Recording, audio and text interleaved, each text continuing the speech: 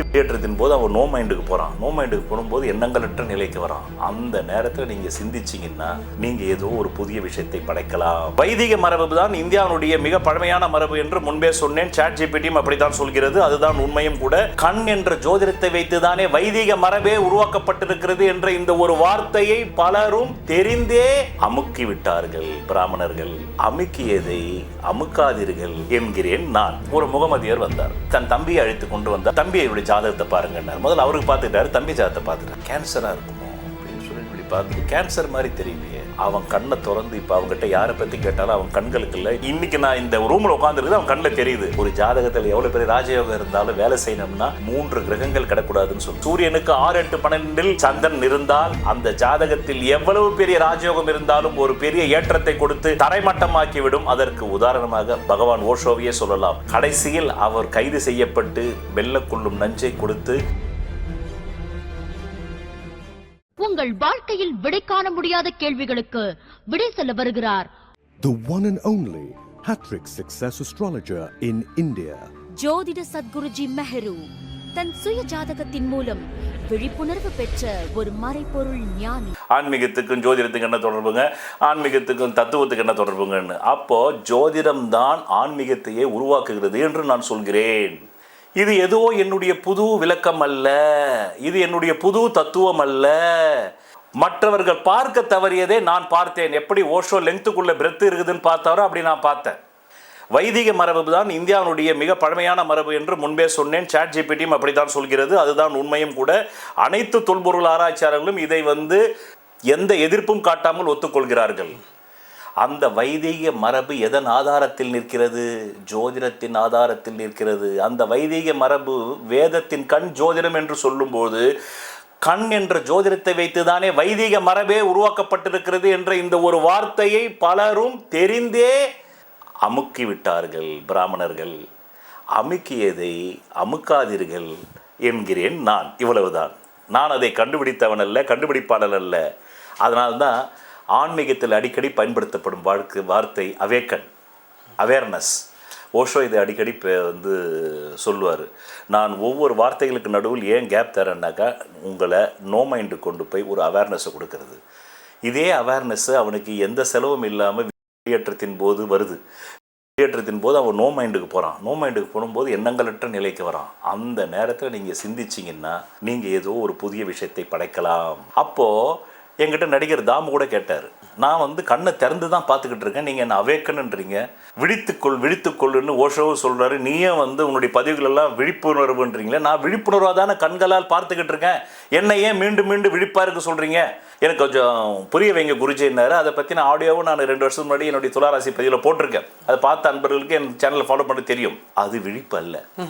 அது நீ கண்களை திறந்து கொண்டு பார்க்கிறாய், நீ பார்க்கப்படும் பொருளின் ஆழத்திற்கு சென்றாயா இல்லையா என்பதுதான் விழிப்புணர்வு. இப்போது விழிப்புணர்வுக்கு நான் மிக தெளிவாக விளக்கம் தருகிறேன். நான் முதலில் சிங்கப்பூருக்கு ஜோதிடம் பார்க்க போனது வருடம் 1999 அக்டோபர் மாதம் போனேன். அங்கே போய் நான் போகும்போது என் நண்பர் ஒருவரோடு போனேன். அவர் அப்போது பிரபலமான ஜோதிடராக இருந்தார். இப்போது அவர் மறைந்து விட்டார். சரி. அவர் பெயர் முருகு ராஜேந்திரன். அவருடைய மகன் இப்போது பாலமுருகன் என்று இருக்கிறார். ஓம் சரவணபவன் என்ற ஒரு பத்திரிகை ஆசிரியராக இருக்கிறார். அவரும் நானும் நண்பர்கள். அவருடைய செல்வாக்கிலே அவருக்கு அப்போது முருக ஜோதிட கலைன்னு அவர் எழுதிக்கிட்டு இருந்தார். அதில் அவருக்கு நிறைய வாசகர்கள், அங்கே ஒரு 15 வருஷம் 99க்கு முன்னாடி ஒரு 15 வருஷம் அந்த பத்திரிகை அதுக்கு ஒரு வாசகர் வட்டம் இருந்தது. அவங்க பார்த்தாங்க. அப்புறமா அவர் 3ஆவது நாளுக்கு அப்புறம் கிளம்பிட்டார். அவர் சுகர் அதிகமாகிடுச்சுன்னு. அதுக்கப்புறம் நான் அங்கே உட்காந்து பார்க்கும்போது, நான் நவம்பர் 26ஆம் தேதி புறப்படுகிறேன் சிங்கப்பூரிலிருந்து. அதுக்கு ஒரு வாரத்துக்கு முன்னாடி ஒரு முகமதியர் வந்தார். தன் தம்பியை அழைத்து கொண்டு வந்தார். அவர் அங்கே ஒரு சிக்கன் ஸ்டால் போட்டிருக்காரு. அவர் கடையில் போய் நான் நிறைய வாட்டி சாப்பிட்ருக்கேன்.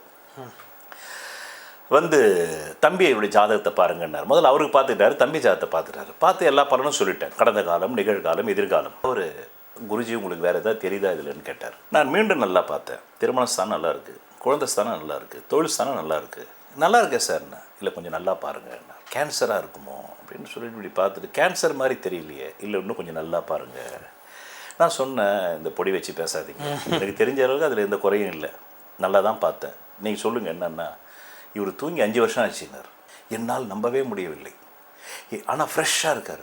நான் பார்த்துட்டு, என்னங்க பொய் சொல்கிறீங்களே? பொய் சொல்கிறதுக்கு எது குருஜி உங்களை தேடி நாங்கள் பணம் கொடுத்து ஜாதகம் பார்க்கணுமா அப்படின்றது மைண்ட் வாய்ஸ் அவருக்கு. அதை புரிஞ்சுக்கிட்டேன் அந்த உணர்வுகளில் மூஞ்சில். ஆனால் ஃப்ரெஷ்ஷாக இருக்கார். எப்படி நான் அப்படி திரும்பி கேட்குறேன், ஃப்ரெஷ்ஷாக இருக்காருன்னு தானே கேட்குறீங்க? எங்களுக்கு அதே சந்தேகம் தான். ஃப்ரெஷ்ஷாக இருக்கார். நமக்கெல்லாம் ஷூட்டிங் ஆகி நடுவு ராத்திரி 2 மணிக்கு தூங்கினோம்னா மறுநாள் காலையில் எழுந்திருக்க முடியல, உடம்பு வலிக்குது. அந்த மனிதன் தூங்கி 5 ஆண்டுகள் ஆனது. ஃப்ரெஷ்ஷாக இருக்கிறாரு.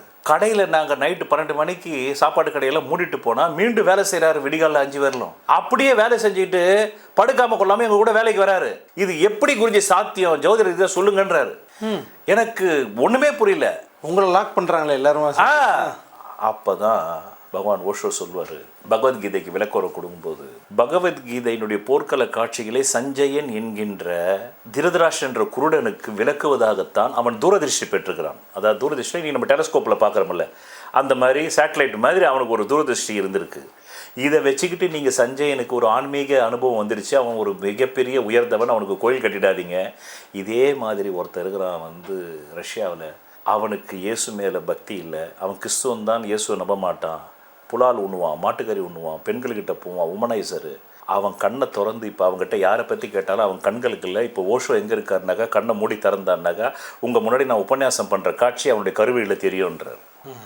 ஓஷோ என்ற மனிதன் உலகத்தில் எங்கே இருக்கிறான், என்ன செய்து கொண்டிருக்கிறான்னா, இன்றைக்கி நான் இந்த ரூமில் உட்காந்துருக்குது அவன் கண்ணில் தெரியுது. இது வரலாற்றில் பதிவு இருக்கிறது. இப்படி சில நரம்புகள், நியூரோ சிஸ்டம் எல்லார் பிரெயின்லையும் இருக்குது. அக்கேஷ்னலி, ஆக்சிடென்டலி, கோயின்சிடென்ஸ்லி சில பேருக்கு வெளிப்பட்டுடுது. இப்போ இந்த 5 ஆண்டுகள் தூங்காத இருந்த மனிதனை நாம் அவன் அவேக்கன் ஆகிட்டான், அவன் என்லைட்டட் ஆகிட்டான்னு நான் சொல்ல முடியுமா? அப்படி சொன்னாக்கா அவனுக்கு ஏன் தூக்கம் வரலன்றதுக்கான விடையை அவனே கண்டுபிடிச்சி அவங்க அண்ணங்கிட்ட சொல்லி அவன் ஒரு சுஃபி ஞானி ஆகி அவனுக்கு கோயில் கட்டி கும்பாபிஷேகம் பண்ணியிருப்பாங்க. என்கிட்ட வரணுன்ற அவசியமே கிடையாது. ஆனால் இப்போ நடிகர் தாமு கேட்டார் இல்லையா, என்ன குருஜி நான் கண்ணை திறந்து உங்களை தான் பார்த்துக்கிட்டு இருக்கேன், மக்களை பார்க்குறேன், எல்லாத்தையும் பார்க்குறேன், சினிமா பார்க்குறேன், என்ன போய் விழிப்பாருன்னா இன்னும் என்ன விழிப்பாரு, கண்ணை கிழிச்சி தூக்கி கீழே போடணுன்றீங்களா கண்ணை அப்படின்ற மாதிரி தான் ஒரு கோவத்தில் கேட்டார். அவர் 5 வருஷமா கண்ணை திறந்து அவேக்காவே இருந்து 5 வருஷமா கண்ணை திறந்து அவேக்காவே இருக்கிறாரு. ஏன் என்லைட்டட் ஆகல? அப்ப என்லைட்டட் என்றது என்ன தெரியுமா? வாழ்வின் ஆல்பாவும் ஒமேகாவும் எங்கிருந்து புறப்பட்டன?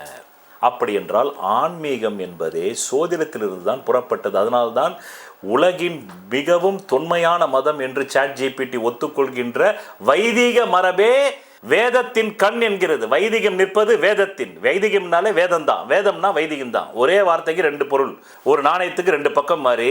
வேதம் என்பது வைதிகம், வைதிகம் என்பது வேதம், அவ்வளவுதான். உருவ கடவுள் தான் வைதிகம். அந்த உருவ கடவுள் எதை இந்த ஆதாரத்தில் உருவாக்கியது?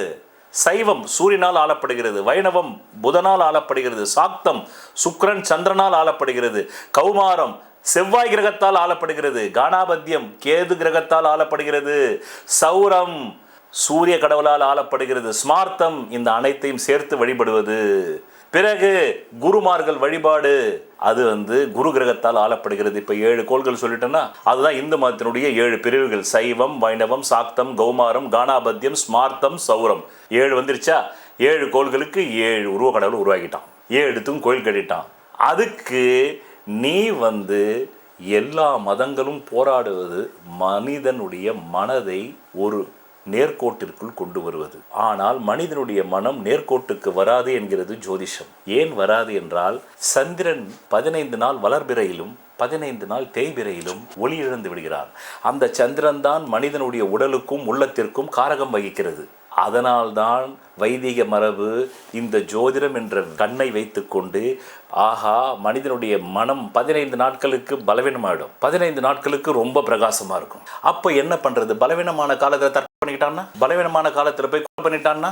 இன்றைக்கும் போலீஸில் டெக்காய்ட் கேஸ்னு ஒன்று உண்டு. அமாவாசைன்னு எல்லாரையும் பிடிச்சின்னு போவாங்க அந்த ஏரியா ரவுடியை. ஏன்னா அமாவாசையே இருள், சூரியனுடைய ஒளி பூமிக்கு வராது. அதே மாதிரி கிரகண காலங்களில் சேட்டை செய்யும் குரங்குகளை கூட நீங்கள் கூர்ந்து கவனிங்கள், அமைதியாகிடும்.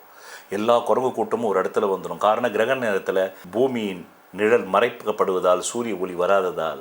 அப்போது சூரியனிடமிருந்து இரவல் ஒளி வாங்கி ஜொலிக்கும் அந்த சந்திரன் மனிதனுடைய உடலையும் ஆண் பெண்ணின் உடலையும் உள்ளத்தையும் ஆளுமை செய்வதால் அந்த மனதை முழுமையான ஒளியோடு வைத்திருப்பதற்காகவே ஆன்மீகம் கண்டுபிடிக்கப்பட்டது, தோற்றுவிக்கப்பட்டது, உருவாக்கப்பட்டது.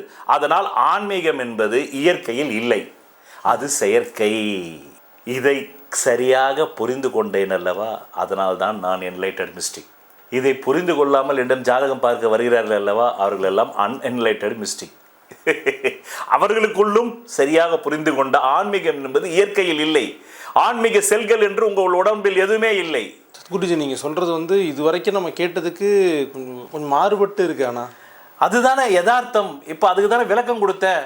இப்போ உங்கள் உடம்புல சூரியனுடைய செல்கள் இருக்கிறது, சந்திரனுடைய செல்கள் இருக்கிறது, செவ்வாயுடைய செல்கள் இருக்கிறது, புதனுடைய செல்கள் இருக்கிறது, சனியினுடைய செல்கள் இருக்கிறது, ராகு கேதுக்களுடைய செல்கள் கூட இருக்கிறது. அதனால தான் நவரசம்னு சொன்னான். ஆன்மீக செல்லுன்னு எங்க இருக்குது? இந்த ஆன்மீகம் என்ற வார்த்தையை கொண்டு வந்ததற்கு காரணமே இந்த சந்திரன் என்பது மனித மனதையும் உடலையும் ஆளுமை செய்வதால் அது 15 நாள் ஒளி இழந்து விடுகிறது. வளர்பிறை தேய்பிறை. அப்போது தேய்பிறை காலத்தில் இவன் தேய்ந்து போகாமல் இருப்பதற்காக உருவாக்கப்பட்டதே ஆன்மீகம். அதனால்தான் ஜோதிடத்தின் முதல் விதியே என்ன தெரியுமா? ஒரு ஜாதகத்தில் எவ்வளவு பெரிய ராஜயோகம் இருந்தாலும் வேலை செய்யணும்னா 3 கிரகங்கள் கிடக்கூடாதுன்னு சொல்லுது. அதுதான் சூரியன், சந்திரன், குரு. சூரியன் ஆத்மகாரகன். ஆத்மா என்ற வார்த்தையிலிருந்து உருவானதே ஆன்மீகம். ஆன்ம ஈகம். ஆன்மீகத்தை ஆன்ம டேஷ் மீகம்னு போட்டுக்குங்க. ஆன்மாவின் வழி நடத்தல், ஆன்மாவை ஒட்டி வழுவுதல், ஆன்மாவின் ஒருங்கிணைந்த ஒழுங்கியல்படி நடப்பதே ஆன்மீகம். அந்த ஆன்மா எங்கிருந்து வருகிறது? சூரியனிலிருந்து வருகிறது. அந்த ஆன்ம சக்தி உடலுக்கு இருக்கும் வரையிலும் நீ தவறிழைக்க மாட்டாய். ஆனால் தேய்பிறையில் அந்த ஆன்ம சக்தி நீ இழந்து விடுவதால் 15 நாளில் நீ குற்றம் இழைப்பதற்கு அதிகாரம் 100% உண்டு. அதனால் தானே இந்த உலகத்தில் இவ்வளவு குற்றங்கள். காரணம் என்னவென்றால், ஒரு ஜாதகம் ராஜயோகம் கட்டிய ஜாதகம் என்றால் என்னை போன்ற அனுபவ தன்னை அறிந்த ஞானிகள் முதலில் அந்த ஜாதகத்திலே சூரியனும் சந்திரனின் நிலை எப்படி இருக்கிறது என்று கவனிக்க வேண்டும். பிறகுதான் குரு, பிறகுதான் சனி, பிறகுதான் அனைத்தும். சூரியனுக்கு கேந்திரத்தில் சந்திரன் இருந்தால் விசேஷம், சூரியனுக்கு கோணத்தில் சந்திரன் இருந்தால் விசேஷம். இது இல்லாமல் சூரியனுக்கு 6, 8, 12 சந்திரன் இருந்தால் அந்த ஜாதகத்தில் எவ்வளவு பெரிய ராஜயோகம் இருந்தாலும் ஒரு பெரிய ஏற்றத்தை கொடுத்து தரைமட்டமாக்கிவிடும். அதற்கு உதாரணமாக பகவான் ஓஷோவையே சொல்லலாம். 84,000 ஸ்கொயர் மீட்டரில் ஒரேகானில் ஆசிரமம் அமைத்து கடைசியில் அவர் கைது செய்யப்பட்டு மெல்லக்கொள்ளும் நஞ்சை கொடுத்து தன்னுடைய கடைசி அத்தியாயம் நிறைவு பெறாமலேயே முடிந்தது என்று என் குருநாதர் ராஜயோக ஜாதக விளக்கத்திலே எழுதுகிறார். அதற்கு காரணம் அவர் ரிஷப லக்னம் பகவான் ஓஷோ. அவருக்கு 3 குரு, அவருக்கு 5 கேது, 7 சூரியன், சந்திரன் 8, சந்திரனுக்கு 12 சூரியன். அவர் தன்னுடைய மனதை வைத்து அறிந்தார். ஆனால் அந்த மனதிற்கும் ஆத்மாவிற்கும் கரண்டை பாஸ் செய்ய முடியவில்லை. அதற்கு இரண்டிற்கும் ஒருங்கிணைந்த ஒரு கனெக்ஷன் கொடுக்க முடியல. அதே காரணத்தினால் தான் இயேசுவும் சிலுவையில் அறையப்பட்டார். மாவீரன் அலெக்சாண்டர் தி கிரேட் அவர்களுக்கு சூரியனுக்கு 3 சந்திரன் மறைவு பெற்றுள்ளார். மாவீரன் நெப்போலியன் அவர்களுக்கு சூரியனுக்கு 6 சந்திரன் மறைவு பெற்றுள்ளார். கிறிஸ்துவ மதத்தை தோற்றுவித்த இயேசுபிரானுக்கு சூரியனுக்கு 3 சந்திரன் மறைவு பெற்றுள்ளார். மனதிற்கு ஆத்மாவின் ஒளி கிடைக்கவில்லை இயேசுவுக்கு, அதனால்தான் சிலுவையில் அறையப்பட்டார். மகாத்மா காந்திக்கு சூரியனுக்கு 12 சந்திரன் மறைவு பெற்றுள்ளார். ஆப்ரஹாம் லிங்கோனுக்கு சூரியனுக்கு 12 சந்திரன். அதனால் அவருடைய இறுதி அத்தியாயமும் நிறைவு பெறாமலேயே போனது. நம் பாரத தேசத்து பிரதமராக இருந்த இந்திரா காந்தி அம்மையாருக்கு சூரியனுக்கு 3 சந்திரன், அதுவும் மறைவு பெற்றிருக்கிறது. இவர்கள் மனதை அடக்கியவர்களே, ஆனால் இவர்கள் தங்கள் ஆத்மாவை நிறைவுபடுத்த முடியவில்லையே. இப்பொழுது புரிகிறதா? ஜோதிஷத்திற்கு மீறி அணுவும் அசைய முடியாது. அப்படி இருந்தும் இயேசு எப்படி புகழ் பெற்றார் என்றால், அதுதான் பகவான் ஓஷோ சொல்வார். நீ மூளை திருகி போக வேண்டும் என்றால் மத ரீதியாக மூளை திருகி போ, உனக்கு புகழ் வரும். அது இல்லாமல் நீ மூளை திருகி போனால் யாரும் உன்னை வழிபட மாட்டார்கள். அப்படி அவருக்கு சூரியனுக்கு சந்திரன் மறைவு பெற்றதால் தான் அவருடைய இறுதி அத்தியாயம் நிறைவு பெறாமல் போனது. ஒரு பொருள் என்ற ஜோதிடமான சூரிய குடும்பத்தை தத்துவமாக்கினால்தான் புரிந்து கொள்ள முடியும். இல்லை என்றால் எப்படி புரிந்து கொள்வீர்கள்? அதனால்தான் பகவான் ஓஷோ சொல்வார், ஜோதிடம் கிரேக்கத்தில் வளர்ச்சி அடைந்திருந்தாலும், உலகத்தில் பாபிலோனிய சமூகத்தில் வளர்ச்சி அடைந்திருந்தாலும், ஒரு குப்பனுக்கும் சுப்பனுக்கும் ஜாதக பலன்கள் சொல்லக்கூடிய சீரிய தத்துவத்தை உருவாக்கியது பாரத தேசம்னு வருது. அங்கே தான் தத்துவம் வருது. வெறுமனே சூரியன், சந்திரன், புதன்னா அது உன் வாழ்க்கையில் மனைவியை கொண்டு வருமா, அழகான மனைவியை கொண்டு வருமா, நல்ல குணவதியை கொண்டு வருமா அப்படின்னும் போது தத்துவம் தேவைப்படுது. அங்கதான் உங்களுக்கு பஞ்ச சித்தாந்தம் வருது. அப்போ எங்கும் நிறைந்திருக்கக்கூடிய பொருள் என்கின்ற அறிவியலை தத்துவமாக்கினால்தான் நீ பயன்படுத்த முடியும். இல்லை என்றால் பயன்படுத்த முடியாது. அதே தத்துவத்தை டெக்னாலஜி ஆக்கினால்தான் நீ சுகமாக இருக்க முடியும். ஆக அறிவியலுக்கும் மூலாதாரம் ஜோதிடம், ஆன்மீகத்திற்கும் மூலாதாரம் ஜோதிடம், தத்துவத்திற்கும் மூலாதாரம் ஜோதிடம். எதையாவது ஒன்று அறிவதற்கு சூரியன் இருக்க வேண்டும் அறிவியலுக்கு. அந்த சூரியன் தான் ஜோதிடம். எதையாவது ஒன்றை தத்துவப்படுத்துவதற்கு சூரியன் இருக்க வேண்டும். அந்த சூரியன் தான் ஜோதிடம். ஆன்மீகம் என்ற வார்த்தையை சொல்வதற்கு ஆன்மா இருக்க வேண்டும். அந்த ஆன்மா தான் சூரியன். விளங்கிவிட்டதா?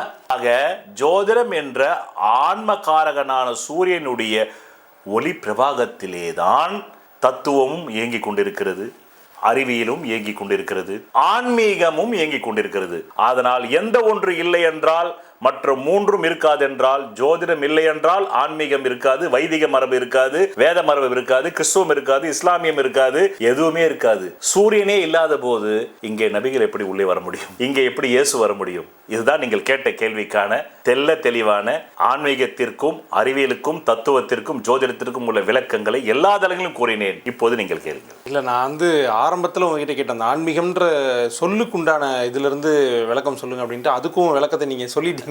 அதை எப்படி பகுப்பாய்வு செஞ்சு புரிஞ்சுக்கிறதுன்னு நான் தொகுப்பாக பல கேள்விகள் கேட்டேன். அதை ரொம்ப விரிவாக மக்களுக்கு புரியும்படி புத்தகங்கள் நீங்கள் படித்தது எப்படி இருக்கோ அதே மாதிரி எளிமையான நடையிலையும் நீங்கள் சொன்னீங்க. இது முழுக்க முழுக்க பயனுள்ளதாக இருக்கும்னு தான் நான் நினைக்கிறேன். கண்டிப்பா. ரொம்ப மகிழ்ச்சி. நன்றி சார். ரொம்ப மகிழ்ச்சி. தேங்க்யூ. சொல்வதெல்லாம் பலிக்கும் அபூர்வ வாக்கு சக்தி பெற்றவர் மெஹ்ரு அவர்கள். உங்கள் வாழ்க்கையில் பணம், புகழ், பதவி, திருமணம், குழந்தை பேறு, உயர்கல்வி, வெளிநாட்டு யோகம், கலைத்துறையில் வெற்றி, அரசியலில் வெற்றி போன்ற இன்னும் எண்ணற்ற உங்கள் வாழ்வின் கேள்விகளுக்கு ஒரு மனிதன் அவன் ஜாதகத்தை எப்படி அறிந்து கொள்வது? கான்டாக்ட் ஜோதிட Sadguruji Mehru. Address Quality Complex, first floor, new number 45, wall number 12, Arunachalam Road, Saligramam, Chennai 93. Phone 0442376072. Contact 9952959962, 98409 57612. Website www.srimeheru.org.